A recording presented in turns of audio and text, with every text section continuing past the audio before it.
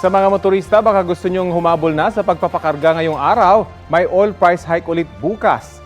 Sa anunsyo ng Shell, Clean Fuel at Petrogas, parehong madaragdagan ng 40 centavos kada litro ang gasolina at ang diesel.